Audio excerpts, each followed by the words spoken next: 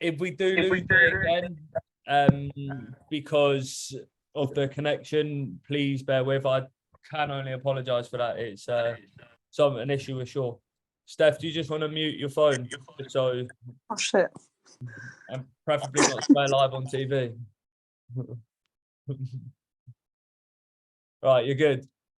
Yeah, so I know obviously a lot of you have been a little bit hungrier coming towards the end of the diet phase, coming into it. And a lot of this comes around with obviously the amount of weight being lost, diet fatigue creeping in. Obviously, a fair few of you have seen a bigger drop in the last 2 to 3 weeks. So this is your body taking bigger chunks of its energy away.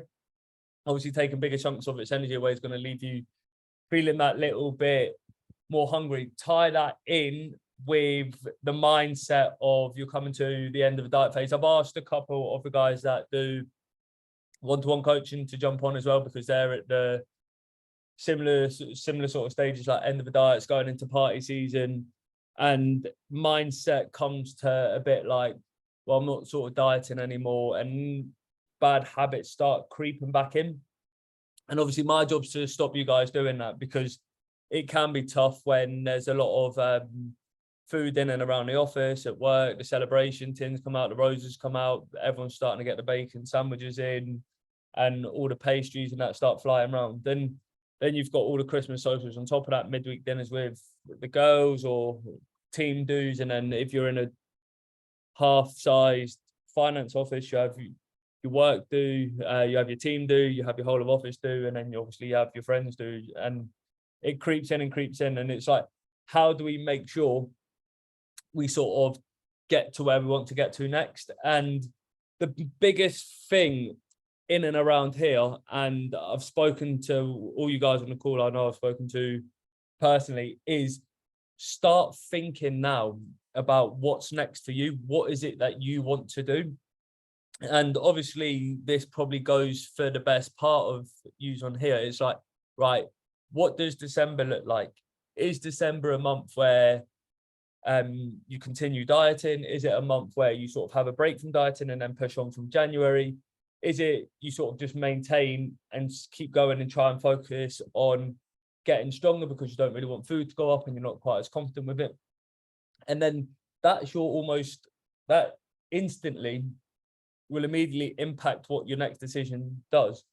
But with that being said, most of you have come off the back of an aggressive diet phase, probably the lowest sort of calories you've been on for a number of years. And I know some of you will want to continue your diet and you will want to continue to keep making progress or just lose another couple kg. But you've got to ask yourself as well, is now the right time to do that? Is that now the right time to be pushing your calories, pushing your energy levels low? Because the contrast between your week and your weekends is going to be so vast. And it's like, that's where you will struggle. If you've had a big hit the weekend and then you've got lack of sleep, include alcohol, which we spoke about on previous calls, it'll be like, that will leave you feeling more tired and more hungry. And that's what's going to likely lead you to crash if you're not aware of where you want to be. So I would start thinking of it. Everyone who's come off the back of ELIMIN8, I do advise bringing your food up. If you don't want to bring it up to the amount that's on week 9, after this week, drop me a message personally and I will tell you what I think you should do. But you should be looking at, most of you be coming up by at least 200 to 250 calories to give yourself a break, allow your body to reset, allow hormone production to reset, etc., especially for the most of you who are females. You're going to probably need this diet break. And remember, like, maintenance through December can be considered progress. Okay, it might not be progression from your last 2-3 weeks where weight's been coming down, but last year if you put on 5 kilos at Christmas and this year you put on 0, it's progress from last year. If you notoriously put on weight over Christmas and you keep it down this year because you've got the right idea and the right plan in place, that is progress. And you need to be aware of that and stop like pushing yourself so hard and things like that. And then it comes down to the options, and I'm going to just like run obviously a few past you. Is like, obviously Monday to Friday we're quite lucky this year in terms of like from a diet phase, because Christmas is on a weekend.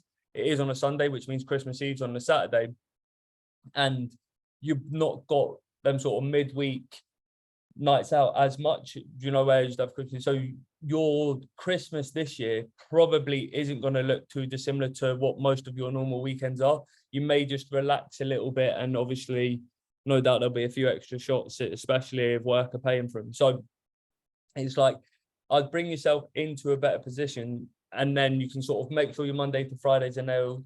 And then like you've got the option of continuing that sort of diet phase, just ticking in a calorie deficit. And the reason I say bring your food up, remember, if you've come off an aggressive calorie deficit where you're in, say, like a 500 calorie deficit, even if you bring that food up by 250 calories, you're still in a 250 calorie deficit, and scientifically you will still lose weight because you're still giving your body less energy than it needs. So when I say bring food up, it doesn't necessarily mean you're now going straight into a surplus and you're going to start putting on weight. So there's no reason to be scared. It's like you're still in it. You're just slowing down the rate of fat loss. So say, for example, you were losing a kilo a week at 500 calories deficit. If you bring that to 250 and you're losing half a kilo a week, you're still losing weight and you're not zapping your energy as much. And also this will help with adherence longer term to the diet. And I know obviously there's a couple of people on the call that we've done this for. I think, Zoe, I'm picking on you because you've just come back off holiday and you've obviously got a nice tan. So if everyone focuses on you, they get to see you get to show off your tan. But we done this with Zoe. Zoe got to a point on holiday and we knew she was going away, and she knew we were going to be eating a lot more than she would because of the type of holiday. So we just reversed the deficit. We brought calories up that little bit more closer to the holiday, which might to some people sound a bit backwards, bringing food up just before a holiday, but it just meant that she wasn't going on holiday as hungry, and we just slowed it down. So she was going into holiday not feeling fatigued. So just be aware of that. That's important. And then when we say increase food, this is where most people crash, especially coming off like an aggressive diet, is they start implementing all the foods that they've been craving straight away. So they'll go and get all the pastries, go and get pizzas, go and get burgers. And I'm okay for you to obviously eat these sort of foods and make them fit. But in your first 2 weeks, especially going into notorious party season, the kind of foods you should be eating are very similar to what you have been eating. So for example, if your food goes up by, say, let's call it 200 calories for argument's sake, you want to get the majority of them calories from the food you've been eating. So you want to say, for example, you've been having 40 grams of oats, you might take that up to 50 grams.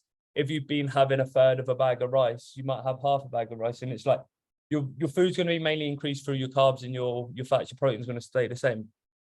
And then what you would do is you would allow that would be the baseline of your increase. And then, for example, if you did fancy, like everyone's doing a coffee run and someone's getting in the croissant, and you fancy having a croissant instead of like your normal yogurt, that's okay. That's when you'll do that for one day, and you'll set yourself a target.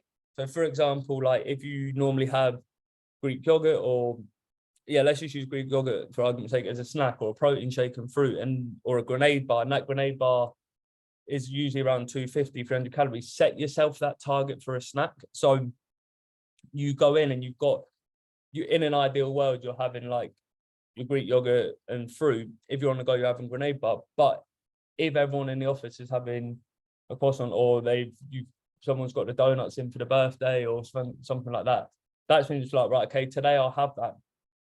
But try not let that one, and then you just replace your yogurt and things like, you just drop that. So it's not great because of like nutrient dense and whole foods, etc. But it doesn't matter as much at this stage because you're not in an aggressive diet. So the reason we obviously say like stick to the whole foods when dieting is to keep you full. But obviously with the increase in food, you should be less hungry. Therefore, obviously, allowing that little bit more flexibility is better for you. So just try not to let that creep in for 2, 3, 4 days at a time. It's like allow maybe one day, and then go on the next day, maybe get back to yogurt. And then the day after, if you start creeping in 2, 3, 4 days at a time and you're feeling this come on, just think about what is it that's making you start adding these foods in. Is it hunger? Is it boredom? Is it because you feel like, oh, as soon as you get back on your diet, you're going to give it 100%? And this is something to be aware of, is like, don't give yourself that all or nothing approach. Don't give yourself that 100%. As soon as I'm back on my diet in January, I'll get to it, because you could end up putting back on that 2, 3, 4 kg you've lost come January, just through thinking, I'll do it when I'm ready. I'll do it when I'm ready. And then all of a sudden you're back into bad habits. And the reason I say don't do it when you're ready is because you will put yourself in an unfavorable position. It's like, just we don't do like cheat weeks for cheap things. It's like, allow yourself that flexibility, because you're grown adults. You can go to the shop any time of the year, whether you're on a diet or not on a diet, and pick up what you want. You don't need to have a pizza and a burger and chips all in the same day, because as soon as you're back on your diet, you won't have that stuff. It's like, well, you can have that stuff on a diet. It's worked. You've found that through ELIMIN8. Even at the most aggressive of times, you've still been able to allow yourself that flexibility of a weekend. So just be smart on that front. And then what to do, like I said, if you do crash, it's like, be aware of what made you crash. Like, what was it? Like, once you've understood that, do you need to go out and do cardio? Do you need to do extra steps? And this is something I spoke about quite early on within ELIMIN8. It's a mindset thing. If you feel that you're doing it to punish yourself, then that's a bad position to be in. You do not want to be in that position. If you've got half an hour spare after your gym session and you're doing it because you overate by, say, 250 calories, and going to do 250 calories of cardio, and it's not going to tax your body, your energy is not ridiculously low and your hunger levels aren't ridiculously high, then it's okay. If you go to eat the food and you're like, well, I can eat this because I'll just do cardio later, that's, again, start mindset. So doing these like extra steps and these extra cardio to make up for it is all, whether it's obsessive or not, is all subjective to your mindset towards the approach. And it's being aware of that, which is really, really important, because it's the last thing, obviously, I want someone to do coming off the back of ELIMIN8, is to start going the wrong way. So if you do feel you're going the wrong way, firstly, be aware, and obviously reach out to me, message me, let me know why, and I'll be more than happy to help. So that's probably the baseline of what I wanted from this call, is make sure when food comes up next week, because I want to do it before we go into it, because I know people like to prep in advance, is start with the majority of your foods being the same foods, increase through your normal foods you've been having. And then if you are allowing yourself that flexibility, set yourself like a target. So say like a 300 calorie target for your normal snack. It's okay to have something and not feel guilty. Just next day, get back onto what you would normally have in terms of your whole nutrient dense foods. So you don't have this relationship, well, this food is good or this food is bad, or I'll just have this for a couple of days and then I'll get back on it in January. So big introduction. Any questions on that, or any questions?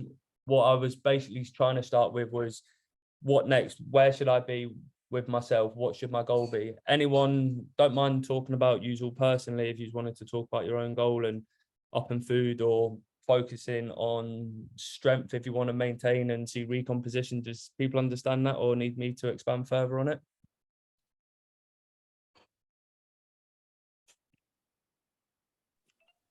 No. Yes, please. Yeah. Yeah. I don't get it. Yeah. Is this, it's just come up iPhone. Is this Becky? Yeah, it's Becky. Hi, Becky. Yeah, so with this, is like, if you've come sort of like end of diet and body fat levels are quite low and you're quite comfortable with sort of the position you're in, something that you can do with yourself is like, start focusing on strength. So if you imagine you've got like I've said to you before, like 50% fat, 50% muscle, if you start focusing on getting stronger and stronger, your body is going to have to start adapting to the stimulus of you getting stronger and stronger, and therefore your body will start building more muscle. So even at, say, let's use a rounded number, let's pick 70 kg. If you're 70 kg, 50% fat, 50% muscle, but you start changing the ratio and you start becoming 60 40 70 30% in favor of muscle, even at 70 kg, you're going to appear lean and you're going to appear more toned, which it's quite hard because a lot of people relate like a number on the scales to different things, or a look in certain way. Like a lot of people think they'll look more toned if they keep losing weight. A lot of people think they will look more toned if they add on muscle. So it's perception, but the idea of what I'm trying to say around getting strong is that even if your weight is maintaining or it's going up, slight down, and it's staying within a decent range, but you're focused on getting strong, your body will adapt to that stimulus and you will grow more muscle and you will appear more aesthetically toned from like I say toned when it's majority of girls on the call. Lads sort of say the word shredded, don't they? But it basically just means more muscle with leaner body fat. So that's why it's good to have strength focus, and it also allows you to feel more comfortable when food does come up off the back of a diet, because you're giving yourself more energy. So naturally, by giving yourself more energy going into a training session, you should be able to lift that little bit heavier. So you get the benefit of all that extra energy you're giving yourself being used for muscle growth. Does that make sense there? Yeah, it does. I think I'm not quite there yet, but I think I'm hoping that I will. So yeah, no, it does make sense. It makes sense entirely. Yeah, but the thing is what people don't realize, the best way to lose fat is strength training and muscle growth. Like, even if you're still trying to say, like you just said, you're not quite there, if body fat's coming down, if you're still growing muscle whilst in a body fat, it's a very small window. Like, you're not really going to grow muscle in an aggressive deficit. So like us using the example for, in a 500 calorie deficit, you're less likely to add on muscle. Yes, your body fat will come down. Yes, you will appear leaner. But if you're in a less harsh deficit, like a 200 calorie deficit, you're more likely to grow muscle as well. So your body fat will keep coming down whilst your muscle goes up. So it can work as well in your favor whilst having more energy. So like I said, I know obviously you might, if you just said there, you're not quite there, you might feel you fit into the category of people that want to continue the diet phase. I would still bring it up at least in line with week 9 calories, reassess, sit there for somewhere between 2 to 4 weeks, see how your body's changing, see what the weight scales are doing, see what your photos are doing. And then from there, you can make a more informed decision, but you're also giving yourself that diet break, which is needed. Do you know what I mean? Because you'll have more energy, your body will naturally move more with the more food. So your activity levels are naturally going to be higher. And activity levels aren't just steps or cardio or weight training.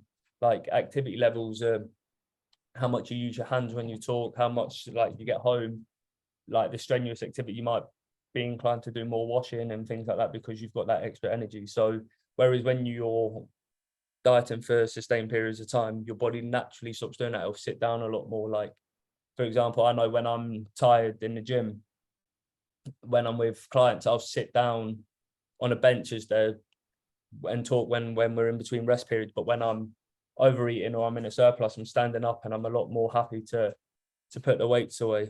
Although I don't think Steph's ever put a weight away in her life for me, but Lisa has. So we'll go with that. Sometimes some clients help me out, some don't, but it always helps with depending on energy level. So yeah, trust the process of week 9, and it will also make you more comfortable that you can eat more food and still lose weight, and you will. And if you focus on the strength goals, it's something that changes your perspective on training and fat loss, because you will physically see the changes within yourself when you start noticing your strength go up. Because like at the end of the day, no one really cares what we weigh. Do you know what I mean? It's you might care yourself, and you might be nice to see a certain number. Like, it might be nice to go from the 70s into the 60s, or the 60s into the 50s.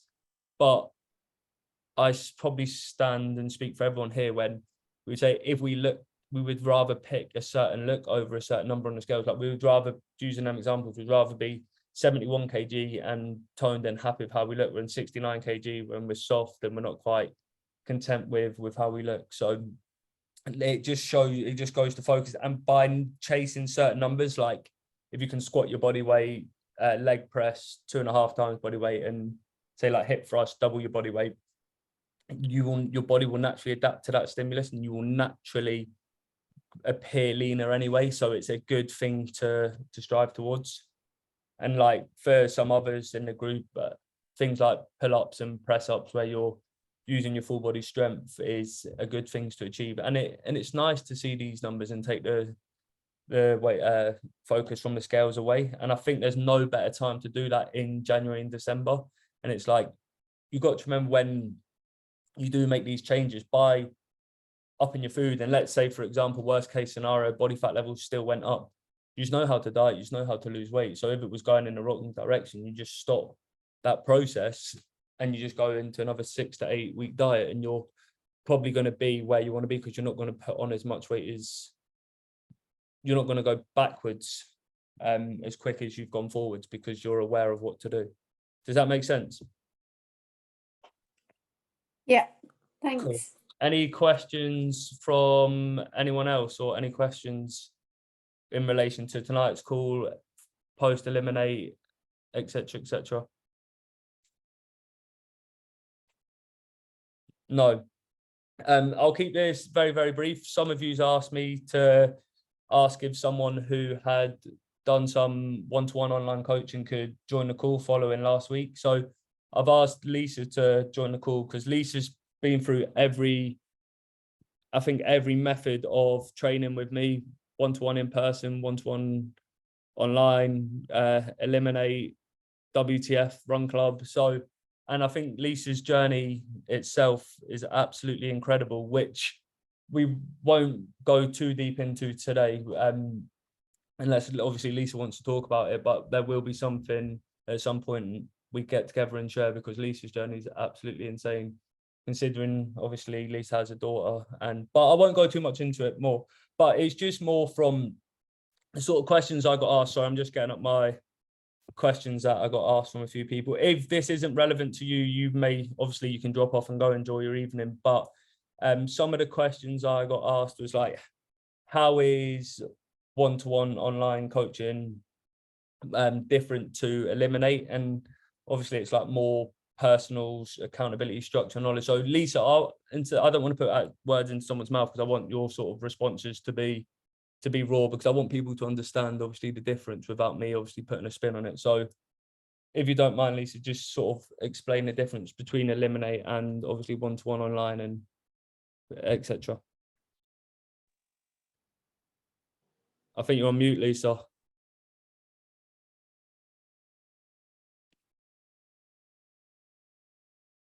Bottom left.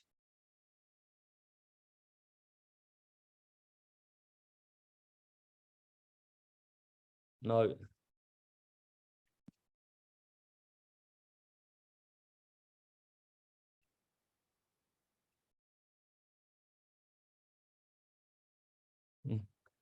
Right, 1 minute. So just while Lisa's got that, I'll just basically run through what online is different and why like one-to-one's a little bit different to ELIMIN8. ELIMIN8 is obviously group coaching, so all targets are based on a formula. There we go, Lisa's back in the room. But ELIMIN8 is like based on formulas, and obviously I make adjustments to people's calories, etc. throughout. But when it comes to one-to-one coaching, I dig down a lot deeper in terms of like the first thing I start with is an assessment week of your food. So I dig down into what you eat, your meal timings, what kind of food you eat, how often you eat, your energy levels in and around this. And then we dig right into the kind of food you eat at weekends and plans for the weekend. So say, for example, you're out for dinner, we'll have a plan for that night. If you're out for dinner and drinks, we'll have a plan for that night. And then we move on there, and we're a lot more specific with progress. So energy levels are a lot better, because yes, you'll make progress over 8 weeks, but when you start going through phases of like months and 3 to 6 months at a time, it's a lot harder to diet, and you need to start planning for that, because motivation dips, etc., etc. But I'll pass over to Lisa because her mic is on. It is on, and I wasn't doing one of those stupid things that everyone does when you just leave yourself on mute. I'd actually set the microphone to a completely different application on my computer. Don't even know how I did it.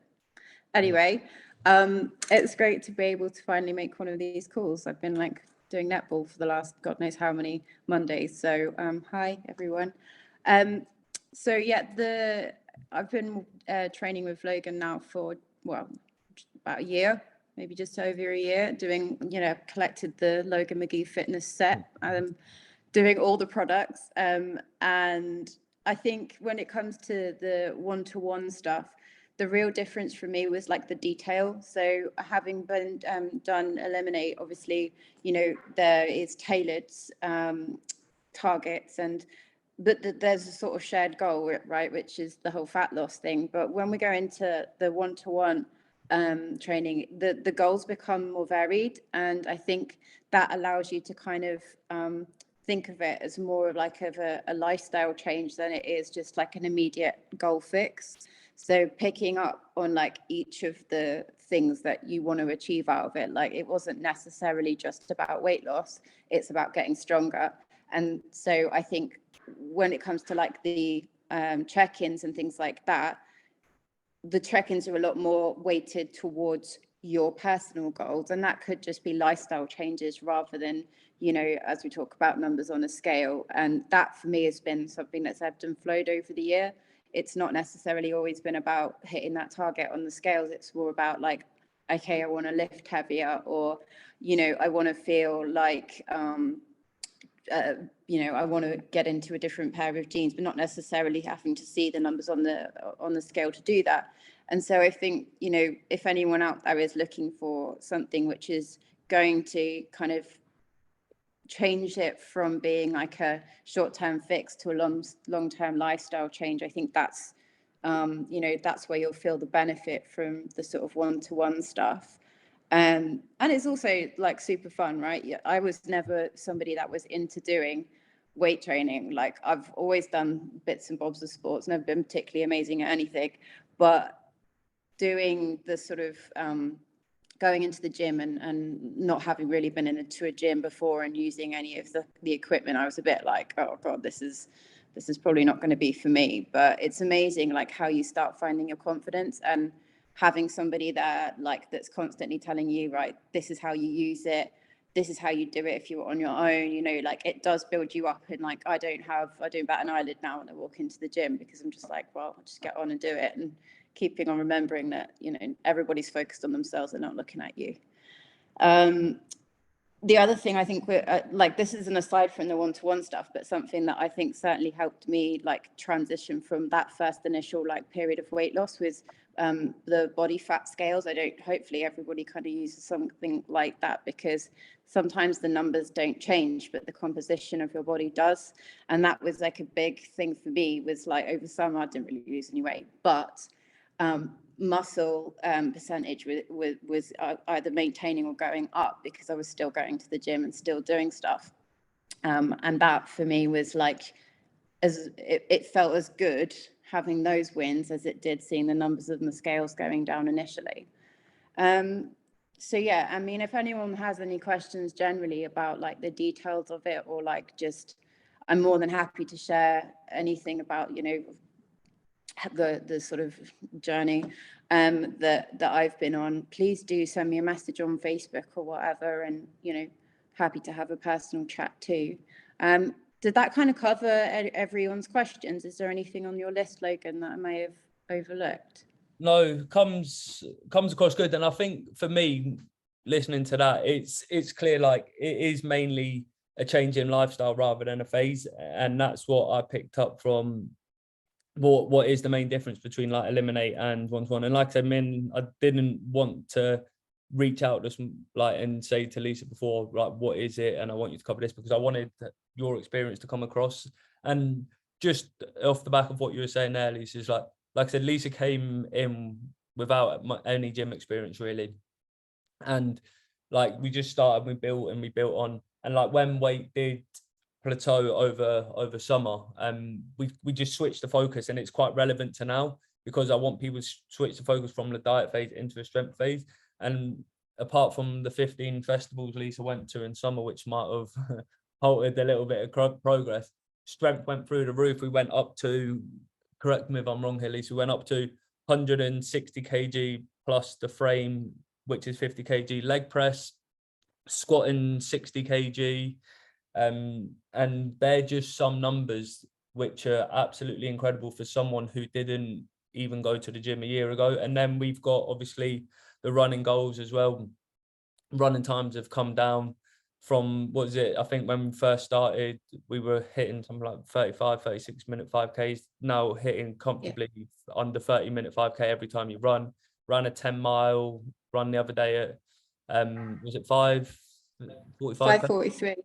Yeah, which is absolutely insane. And if anyone knew Lisa a year ago to now, completely different person in terms of like physical appearance, mindset, and energy towards training. So yeah, very, very nice to see and very nice to obviously hear that. So yeah, it's basically the difference between ELIMIN8 and one-to-one coaching was summed up there. It's creating a lifestyle over just a phase, and it's seeing the bigger picture and all these other factors that are involved with weight training, strength training, and dieting that isn't just fat loss or a number on the scale. So like I said, if you want to ask me any questions around it, please do. If you want to speak to Lisa, obviously message Lisa. If you know anyone else that's done it, please do. I know some of you have spoken about obviously the next ELIMIN8 and rather joining that rather than one-to-one because of the expense. And I completely get that. Like, personal training is personal to you and your goals are personal to you. So it's your preference. And like I said, there is the deal for ELIMIN8, which ends on Wednesday. You want to join the next one. But if you want a more personal approach and you're still not quite sure on the one-to-one online, one-to-one in person or one-to-one online, please just obviously message me. But the main thing I want you to do this week is crack on with the diet. It will be hard. Mindset will start shifting. You will start feeling, I want them snacks. How much damage can I do in a week? Please be aware of these thoughts. Please be aware of these targets. Make sure you implement them straight away rather than being right, I'll fix it in January. Get them fixed because I know what it's like. And I've seen people do it, and I don't want anyone off the back of ELIMIN8 to crash. I've seen people, and that's the main reason I've got these 2 weeks reversing you out, because I've seen other fat loss coaching programs where people are just left at their low end of calories and they try and continue that, and then they crash and end up with bad eating habits or bad relationships with food. And that is the very, very last thing I want. And if you do feel you're going that way, please message me. But final week of the diet phase, it is a mindset thing from here. It really, really is. You can do it. Keep your steps high. Get them final wins ticked off for the week. I'm looking forward to the progress. Naturally, people will start sharing progress in the group because they're proud of where they've come. So if you want to do that, please do. Anything else with me, let me know. But we do have the 100K step week. I'm terrible today. I'm already only at 9,000. So I've got 6,000 steps to make up on day one. So hopefully you guys are doing a lot better than me. But I will make it up, I promise. It's my final promise from the Diet for Yous. If you can diet that well for 8 weeks, I should be able to get in 100,000 steps this week. So get that going. Any questions, let me know. Finish the week strong, and we will have a lovely call next week where we'll have a few feedback, announce a few things, etc., etc. So any questions before we wrap up? As always, no. Thank you for joining. Thank you very much, Lisa, for sharing your experience, and well done so far. I'm honestly so proud of this group. This group is the best group. I've done 3 ELIMIN8s. I've done one initially, which was my first ever one, but wasn't quite as good, and it wasn't actually called ELIMIN8, so we won't class that one. And then last group was good, a little bit hit and miss. This group, everyone who's in it's making progress, is exceptional. So really, really proud, and I will speak to you guys in the week. Have a lovely evening. Thanks. Cheers, guys. Thanks. Cheers. Bye.